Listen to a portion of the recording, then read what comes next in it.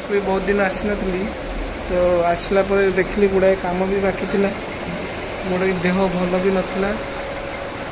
देह भल भी नथिला भल लगुनथला तो एपटे प्रिंट चलची विनाइल प्रिंट हैंगओवर पटे लगे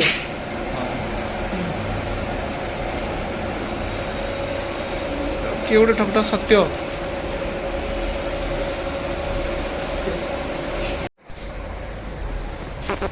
मुझे ऑफिस बाहरी सारी तो बर्तमान गाड़ी तो नहीं तो सत्यर घर से पटे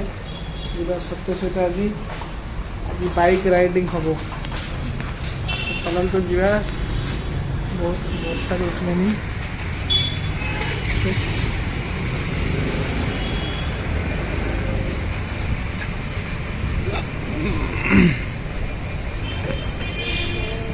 सत्यर येलो फैशन जीपा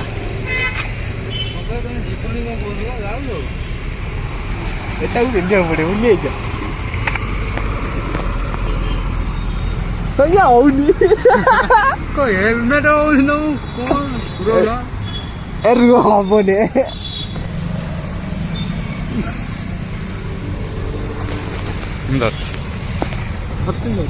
हेलमेट हेबने आगे रे आज न्यू लुक पीके हाँ पीके है क्या? हाँ लेकिन आप सभाई को कैसे पता? अबे गधे हैं क्या हम?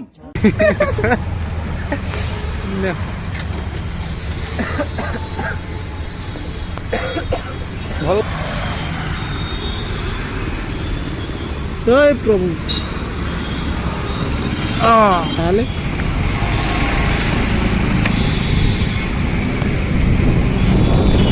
बर्तमान एवं आम रास्तार जाऊँ आज तो बाइक आज ट्रावेल होची बर्तमान घर जाए बाइक रे जी तो मु तो सेठू बाहरी सारी सत्य सहित आम कि बहुत मजा लगुला मत बाइक रे बहुत दिन बसला परे तो मु जाऊली बहुत सुंदर भी देखा बाइक रे जो जीवाटा जूमिंग व्यूटा बहुत सुंदर थिला से जगहटा बाकी आम चली रास्ता रे वर्षा भी किसी मजा आसला से मोमेंटा मत बहुत भल लगुला तो एमती चल बर्तमान गाड़ी के बसवा समय इच्छा होसी भी आने इच्छा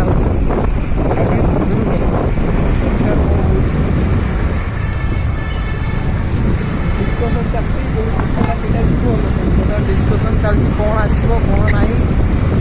तो आगे देखा कौन आस प्लान चलती कौन करा कौन ना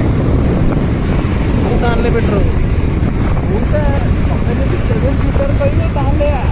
अलग 5 सीटर कहे अलग एमजी आनीपर पूरा लगे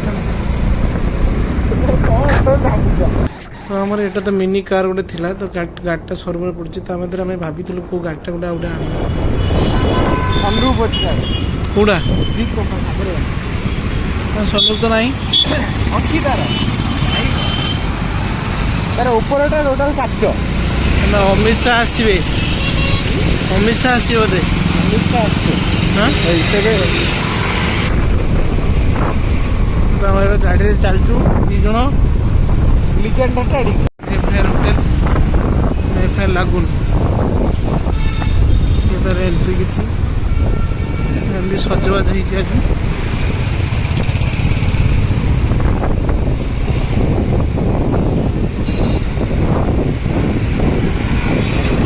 ये रूटा तो सबुदिन जाम थोड़ा पकेब तुम किंतु नेचुरल ब्लॉक करियो सत्य बसी गोटे माकड़ हेलमेट पिंधि गोटे मक्खी हेलमेट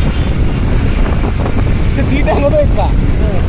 मार साले का खोपड़ी तोड़ साले का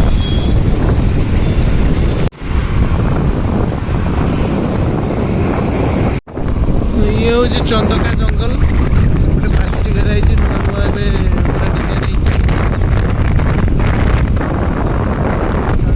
रास्ता आज गाड़ी नहीं ब्लैक गाड़ी देखा जना पड़ी हारी गला क्रेटा अच्छी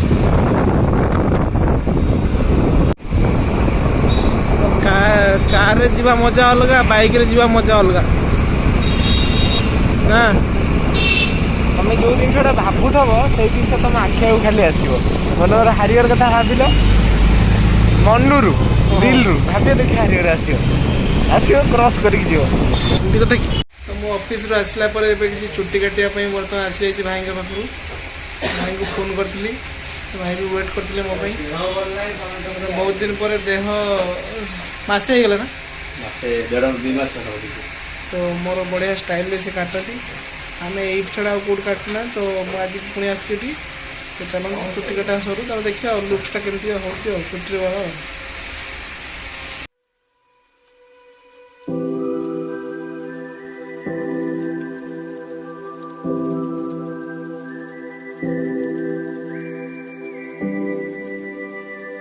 ତ ମୁଁ ଚୁଟି କାଟି ସାରି ଆସିସାରିଥିଲି ବହୁତ ଫ୍ରେଶ୍ ହେଇକି ମୁଁ ରେଡ଼ି ହେଇସାରିଛି ପୁଣି ଆଉ ଗୋଟେ ଜାଗାକୁ ଯିବା ପାଇଁ।